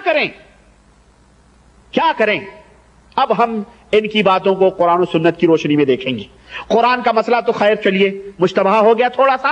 अब हम मुफस्सिर कुरान, साहब कुरान जिस रहमान ने अपने नबी पर कुरान को उतारा है, मुफस्सिर अव्वल जनाब मोहम्मद रसूलुल्लाह सल्लल्लाहु अलैहि वसल्लम की खिदमत में जाते हैं। अल्लाह के नबी, आखिर इस माना मतलब क्या है? हजरत माई आयशा सिद्दीका रज़ियल्लाहु ताला अन्हा वही बोल पड़ती हैं, ज़ौजे मोहतरमा नबी करीम सल्लल्लाहु अलैहि वसल्लम की, कि हम नबी के जमाने में जब हमें खून आता था तो हम 3 कुरू तक ठहरते थे। माना वादे हो गया। माई आयशा कह रही है कुरू का मतलब हैज है। कुरू का मतलब क्या है? हैज है। हमने कहा खलास, दलील मिल गई। डिक्शनरी में उसका माना कुछ भी हो, अहले लुगत कुछ भी बयान करते हो, लेकिन नबी करीम सल्लल्लाहु अलैहि वसल्लम की हदीस आ गई कि वहां कुरू का मतलब क्या है? हैज है। इसलिए औरत की मुद्दत इद्दत 3 हैज है। कितनी हैज है? 3 हैज है। किसी ने कहा हमारे इमाम अबू हनीफा ने फरमाया अहलन व सहलन। इमाम अबू हनीफा रहमतुल्लाह अलैह ने हदीस के ताल्लुक से इस बात को वाज़ेह किया, इसलिए हम इमाम अबू हनीफा की बातों को अपनी सराखों पे रखते हैं। इमाम शाफई ने डिक्शनरी के हवाले से दिया, उनके पास इस किस्म की कोई हदीस नहीं है, इसलिए हम उनकी बातों का भी एहतराम करते हैं कि अल्लाह तबारक तआला उनकी गलतियों को माफ करेगा और वो उसकी जरूर उसका सवाब पाएंगे। उन्होंने इज्तिहाद किया, वो मुजतहिद। बात समझ में आई कि नहीं आई? आई कि नहीं आई भाई? यही हमारा कहना है। इख्तलाफात पैदा हो, पैगंबर इस्लाम जनाब मोहम्मद रसूलुल्लाह जो साहब, अगर कुरान में इख्तलाफ तुम्हें पैदा हो नबी करीम से पूछो। मुफस्सिर कुरान ने इस सिलसिले में क्या फरमाया है, असहाब मोहम्मद सल्लल्लाहु अलैहि वसल्लम ने इस सिलसिले में क्या फरमाया, सलफ से पूछो। हम अपनी मर्जी से कुरान को समझने की दावत नहीं देते, हम अपने फहम और अपनी समझ से हदीस को समझने की दावत नहीं देते। हम तो जनाब आली, दूध का दूध पानी का पानी छान, हम कहते हैं सबको मानो। 4 ही को क्यों मानते हो? उन 12 को क्यों छोड़ देते हो भाई? अरे कुछ लोग ऐसे भी तो हैं मुसलमानों में जो 12 को इमाम मानते हैं। तुम 4 ही के पीछे हो, वो 12 इमाम मानते हैं। हम कहते हैं तुम 4 को भी मानो, तुम 12 को भी मानो, 16 हो गए। और 16 की बात कुरान और सुन्नत से जिसकी बात हो उसको ले लो और जिसकी बात ना हो उसके ऊपर फेर दो, खलास। ہے بات حقیقت کی نہیں ہے بھائی. ہم تعصب کی دعوت نہیں دیتے. ہم یہ نہیں کہتے نا نا نا دنیا ادھر سے ادھر ہو جائے, سورج پچھم سے نکل آئے, رات ختم نہ ہو, ہمارے امام نے جو فرمایا سچ فرمایا اس لیے ہم بس اسی امام کے پیچھے چلیں. یہ حرام ہے, یہ تعصب ہے. اور تعصب اسلام کے اندر کیا ہے؟ حرام ہے. ہر امام نے دین کی خدمت کی ہے.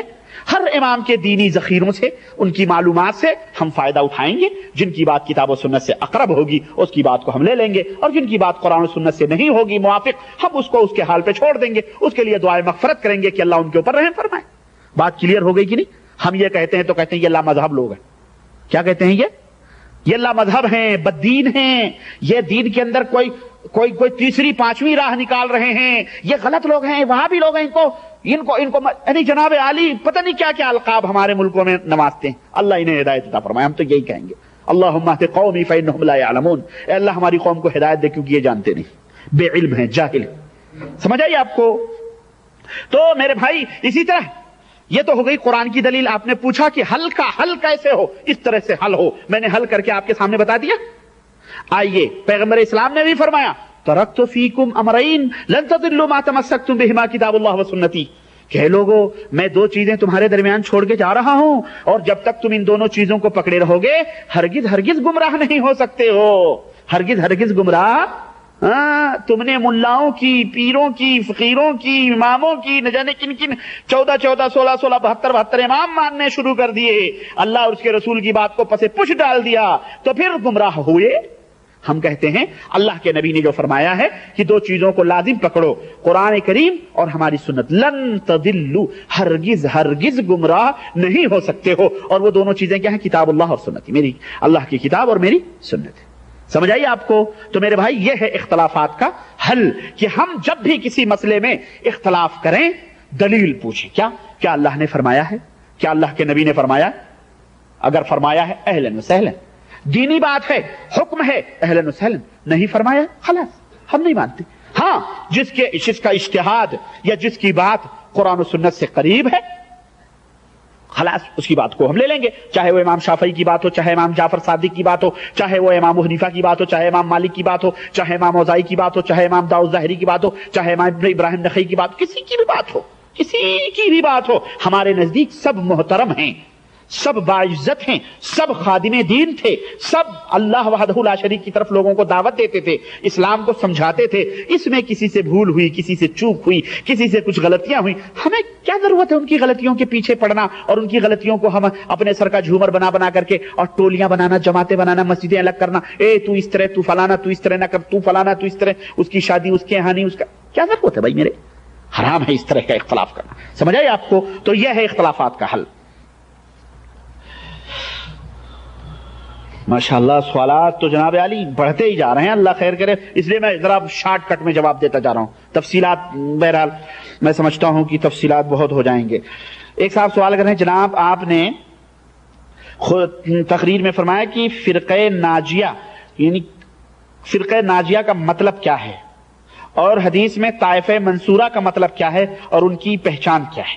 میرے بھائی میں آپ کو بتاؤں, اللہ کے رسول صلی اللہ علیہ وسلم نے فرمایا لا تزال طائفۃ من امتی ظاہرین علی الحق, کہ میری امت میں ایک جماعت ہمیشہ, ایک گروہ ہمیشہ حق کو مضبوطی کے ساتھ پکڑے رہے گی اور قیامت تک, اور لوگ اس کی برائیاں بھی کرتے رہیں گے, اس کو ملامت بھی کرتے رہیں گے.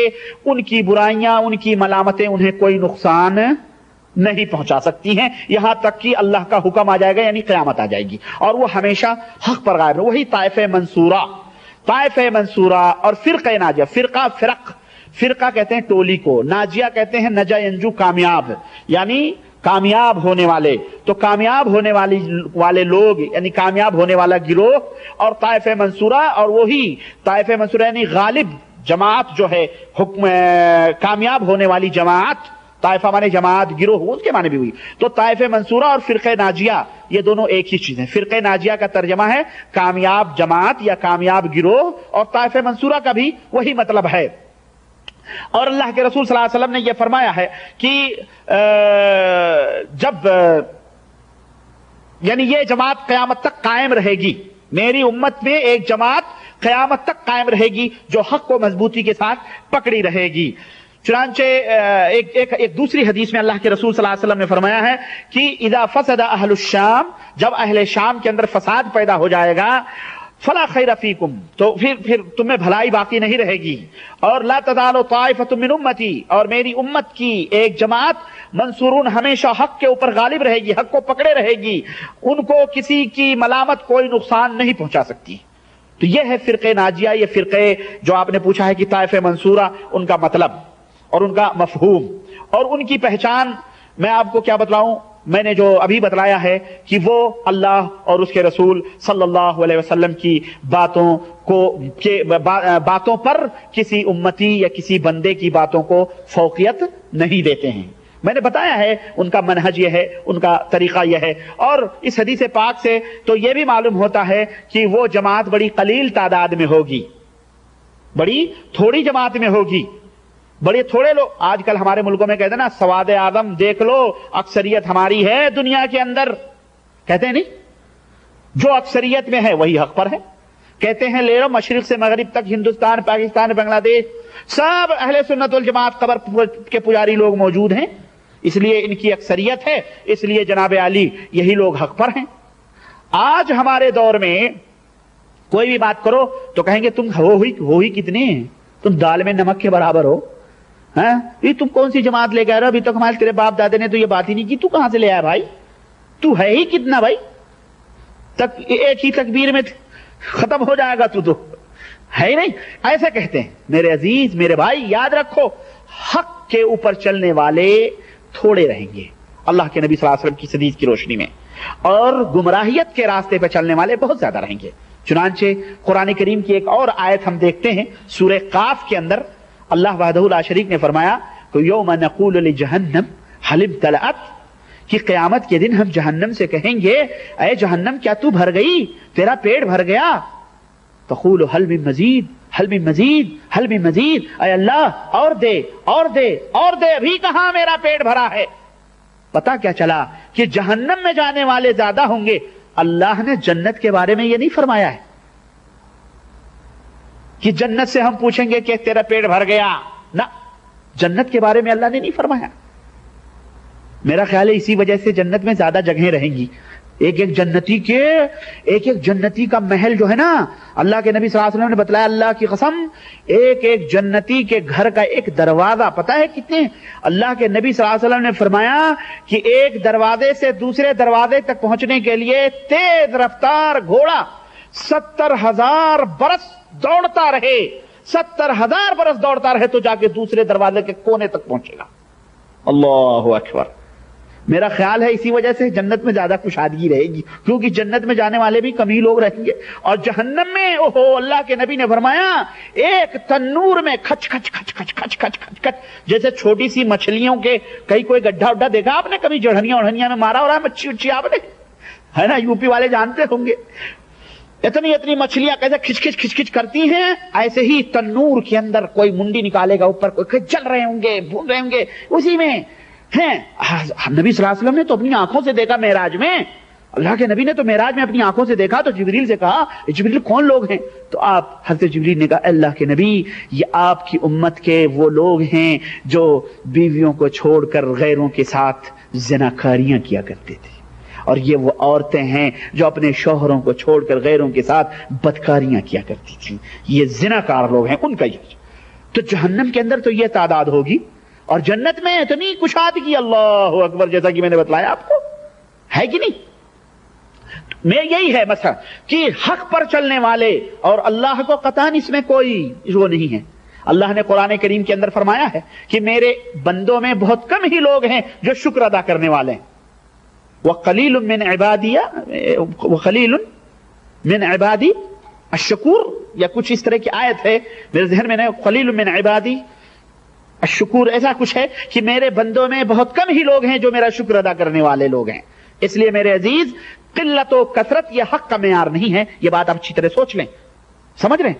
تو عزیزم، حق پر غالب رہنے والے قرآن و سنت کو، ان کی پہچان میں نے آپ کو بتلا دی ہے کہ ان کی پہچان یہ ہے کہ وہ کتاب و سنت کو ہی لازم مانتے ہیں، ائمہ کا احترام کرتے ہیں، لیکن کسی ایک امام ہی کی تعصب نہیں کرتے اور سب کے ساتھ عزت کا معاملہ کرتے ہیں، کسی امام کو لعنتی ہو۔ اور اس سلسلے میں آپ محدثین کی رائے پوچھ لیں۔ حضرت عبداللہ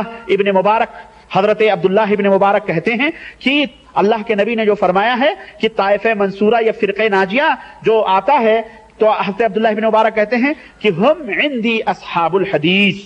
عبداللہ ابن مبارک چوٹی کے محدث ہیں، ان کی شان پڑھنی ہو تو کسی بھی فرقے کے عالم سے پوچھ لو کہ حضرت عبداللہ ابن مبارک کیا کون تھے، ان کی شان پڑھنی ہے تو بہرحال ان کا کہنا ہے کہ میرے نزدیک وہ اصحاب الحدیث یعنی اہل الحدیث ہی ہیں۔ اور شیخ عبد القادر جیلانی کا تو میں بتا ہی چکا ہوں شروع لیکچر میں کہ وہ کہتے ہیں کہ وہ ان کا دوسرا نام، اہل سنت کا دوسرا نام کیا ہے؟ اہل حدیث ہی ہے۔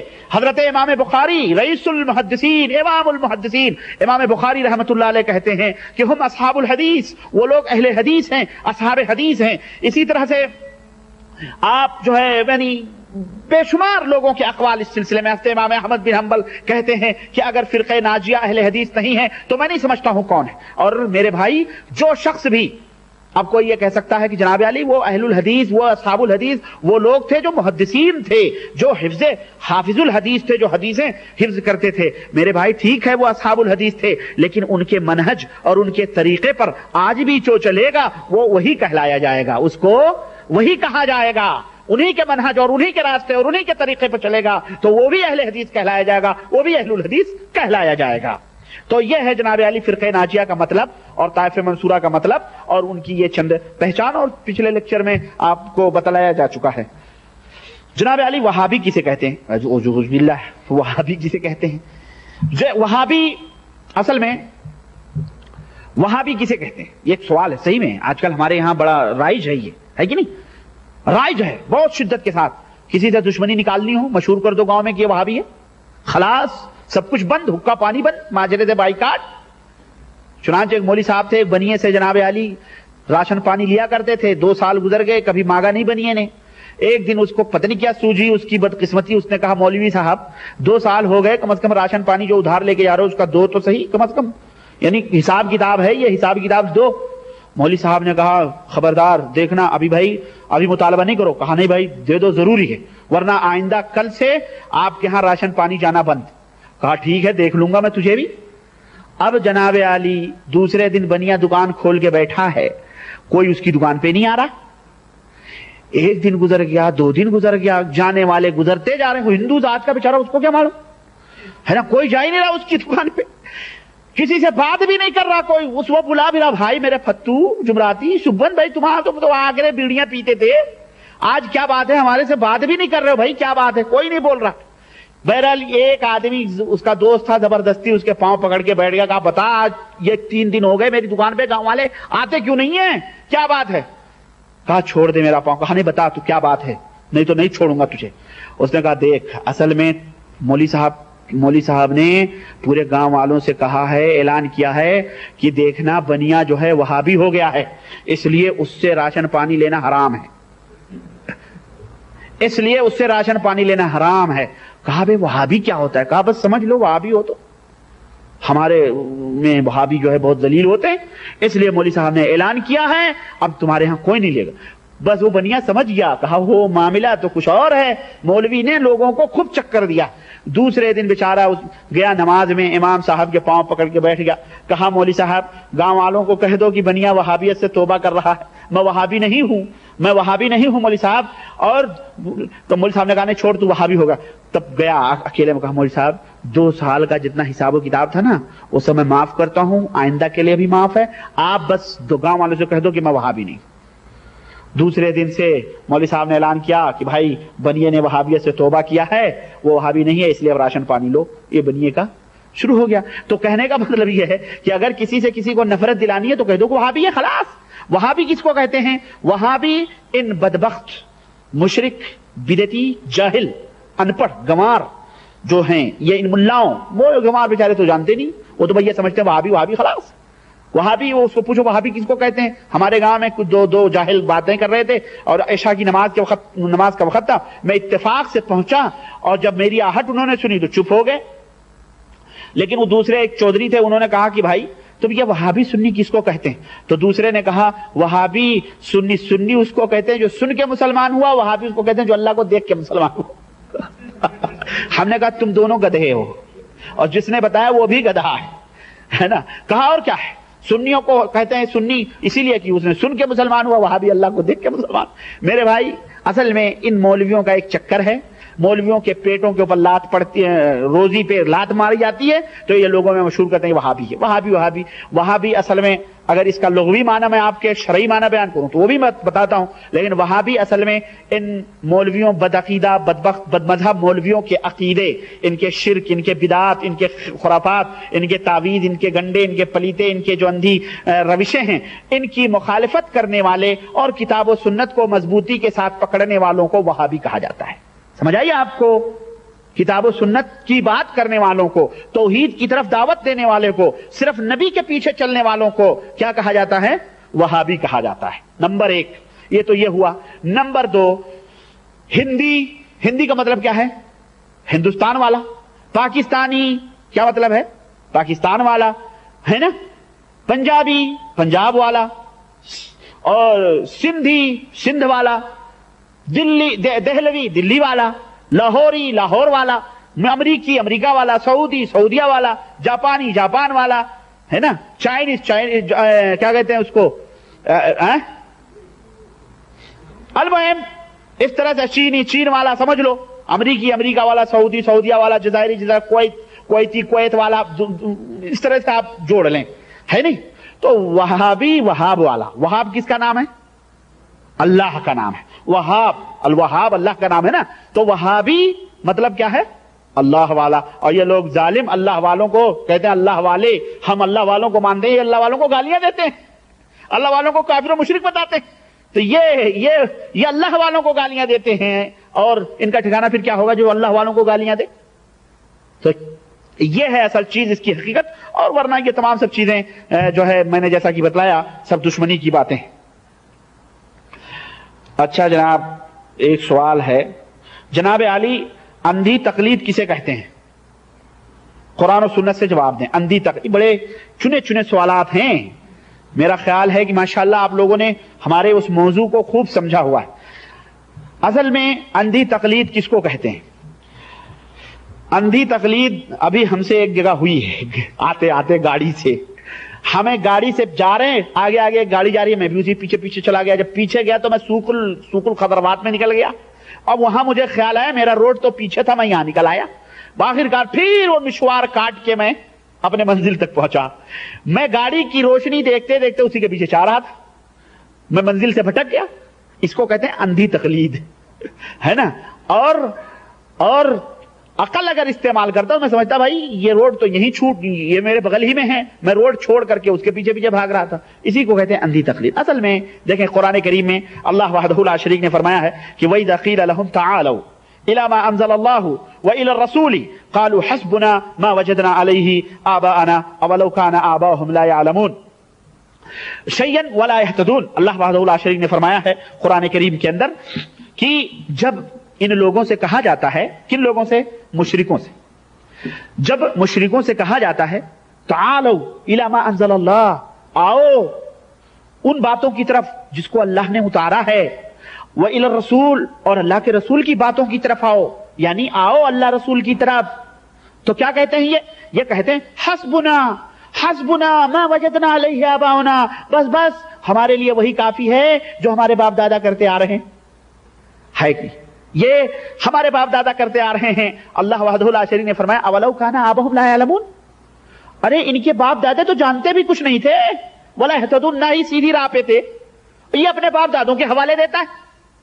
तो अल्लाह ताला ने कुरान करीम में क्या फरमाया है? ये अंधी तकलीद की तारीफ है। ये क्या कि अल्लाह और उसके रसूल के फरमान को छोड़कर बाप दादाओं के हवाले देना। नहीं, बाप दादे यही करते हैं, फट्टू तेरा बाप 11वीं बनाता था, ताजिया बनाता था, झंडे लगाता था, अलम शद्दे गाड़ता था, तू सऊदिया से आके वहां भी होगा, तू क्यों नहीं कर रहा? فاتحہ دلا دے، نہیں تو یہ بیماری ہوگی، یہ مصیبت آئے گی، تعزیے بنا، نہیں تیرا پہلا بیٹا مرے گا، تیری پہلی جوڑی مرے گی تیرے کھیت میں، تو تجھے پھر اس طرح کے یہ اندھی تقریب باپ دادے کرتے آ رہے ہیں، اس لیے ہم بھی کر رہے ہیں۔ اللہ وحدہ لا شریک نے مشرکوں کے حالات بیان کیے ہیں کہ یہ مشرکوں کی روش ہے۔ کس کی روش ہے؟ یہ مشرکوں کی روش ہے۔ کیا؟ کہ جب بھی اللہ رسول کی بات آئے تو پھر اپنے امام، اپنے باپ دادے، اپنے فقیر ان کو نظر آتے ہیں، اللہ رسول کا صرف کیا ہے؟ یہ جھوٹا دعویٰ ہے۔ یہ مشرکوں آج کل یہی ہو رہا ہے، اسی کا نام تقلید ہے، اسی کا نام اندھی تقلید ہے۔ یہ تقلید دو طرح کی ہے، ایک طرح کی تقلید تو دینی تقلید ہے کہ جناب علی باپ دادے کرتے آ رہے ہیں اس لیے ہم بھی کر رہے ہیں، خلاص ہم بھی کرتے آ رہے ہیں۔ اور دوسری اندھی تقلید مغرب کی تقلید ہے، یورپ کی تقلید ہے۔ یہ وہ تقلید ہے جو بڑی مضر اور بڑی نقصان دہ تقلید، یعنی دنیاوی نقصان دہ تقلید۔ مغرب والوں نے کیا کیا؟ یورپ والوں نے ہیپی کٹ بال نکالے۔ آج امت مسلمہ کا نوجوان ہیپی کٹ بال کو دیکھتا گھومتا ہے۔ مغرب والوں نے جناب علی پتہ نہیں کیا کیا نکالے خرافات۔ آج یہ نوجوان انہی یورپ والوں کی روش پہ چل رہا ہے دنیاوی طور پہ۔ مغرب والوں نے اپنے کلین شو کیے، داڑیاں مڑائی، یہ امت مسلمہ کا نوجوان کلین شو کر کے گھوم رہا ہے۔ ارے میرے بھائی، مغرب کی اگر تمہیں تقلید کرنی ہے، یورپ کی اگر تمہیں تقلید کرنی ہے تو جہاز بناؤ، ٹینک بناؤ، کلاشنکوف بناؤ، ترقیوں میں فائدہ مند چیزوں میں تقلید کرو۔ یہ نقصان دہ چیزوں میں کیوں تقلید کرتے ہو جس میں تمہاری دنیا بھی برباد، تمہاری آخرت بھی برباد؟ تو یہ دنیاوی یہ بھی اندھی تقلید ہے۔ یہ بھی کیا ہے؟ اندھی تقلید ہے۔ اور دینی تقلید جیسا کہ میں نے بتایا کہ ہم نے کہا بھئی اللہ رب العزت نے یہ فرمایا، اللہ کے نبی نے یہ فرمایا، کہتے ہیں ہمارے شیخ نے یہ فرمایا، حضرت جی نے یہ فرمایا، مفتی اعظم نے فرمایا، اعلی حضرت نے فرمایا، خطب عالم کا یہ ارشاد، فلانے پیر کا یہ ارشاد، فلانے محدث کا یہ قول۔ خلاص اللہ وحدہ لا شریک نے کیا فرمایا؟ یا ایھا الذین آمنوا، ایمان والوں سے خطاب ہے نا، ایمان والوں سے جو اللہ کے اوپر یوم آخرت پر یقین رکھتے ہیں۔ کیا فرمایا؟ یا ایھا الذین آمنوا، اے وہ لوگوں جو ایمان لائے ہو، لا تقدموا بین یدی اللہ ورسولہ، اللہ اور اس کے رسول سے آگے بڑھنے کی کوشش نہ کرو۔ جہاں اللہ رسول کی بات آ جائے خلاص، اگر اگلا قدم بھی اٹھا تو گمراہیت کی طرف اٹھے گا۔ پھر یہ نہ کہتے جی ہمارے حضرت کے پاس بھی تو دلیل ہوگی۔ ارے بھائی، تجھے دلیل دی جا رہی ہے قرآن و سنت کی، سامنے ہے قرآن، سامنے حدیث بتائی جا رہی، اور تو کہہ رہا ان کے پاس بھی تو دلیل ہوگی۔ ابے غلط بھی تو ہو سکتی ہے اس کی دلیل، اور نہیں بھی تو ہو سکتی ہے، ایسا بھی تو ہو سکتا ہے اس کے بعد دلیل ہی نہ ہو۔ یہاں تو تجھے دلیل بتائی جا رہی ہے، قرآن کی، حدیث کا ثبوت دیا جا رہا ہے، اور تو ایک خیالی بات، تصوراتی بات کے اوپر یقین کیے ہوئے ان کے پاس بھی تو دلیل ہوگی یا نہیں ہوگی پتہ ہی نہیں۔ عزیزم، میرے عزیز، میرے بھائی، ذرا عقل استعمال کو، اللہ تعالیٰ نے عقل دی ہے، سمجھ دی، سوچ رکھو، اللہ اور اس کے رسول کی طرف آؤ۔ تو یہ ہے میرے عزیز اندھی تقلید، سمجھ رہے ہیں؟ یہ اندھی تقلید کا معنی ہے۔ ایک صاحب نے سوال کیا ہے کہ تکبر کی تعریف کیجئے۔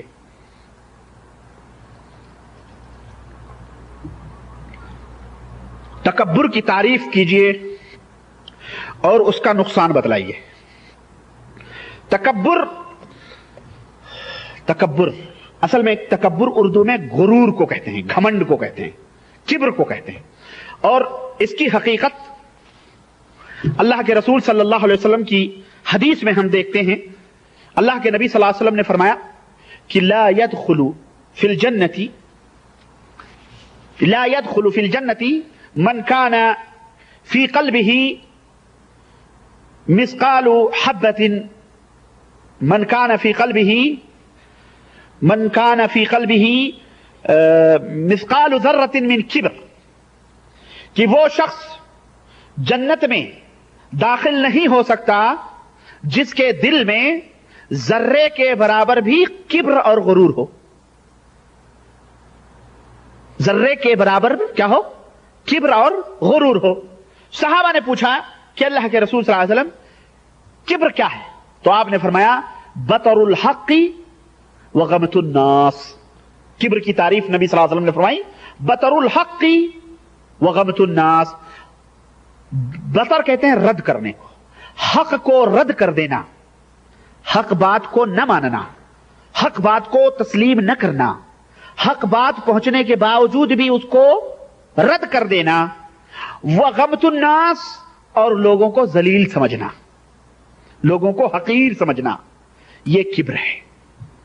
اور یہ بات جس کے دل میں ہوگی وہ جنت میں داخل نہیں ہو سکتا۔ سمجھ آئی آپ کو کہ نہیں آئی؟ حق بات پہنچ گئی، قرآن و سنت کی بات آپ نے رد کر دیا، نہیں ہمارے حضرت کے پاس فلانی بات ہے، ہمارے مرشد فلانے فلانے فلانے فلانے فلانے، یہ کبر ہے، یہ غرور ہے۔ وغمت الناس، اور لوگوں کو حقیر سمجھنا۔ اللہ نے تمہیں دولت دی، تمہیں مال دیا، اچھے کپڑے دیے، سوٹ بوٹ دیے، اور تم لوگوں کو حقیر سمجھ رہے ہو، لوگوں کو ذلیل سمجھ رہے ہو، اپنی بلڈنگوں پہ ناز کر رہے ہو اور لوگوں کو حقیر سمجھ رہے ہو۔ یہ سمجھ آئی آپ کو؟ تو مومن کے اوپر یہ واجب ہے کہ وہ حق بات کو قبول کر لے،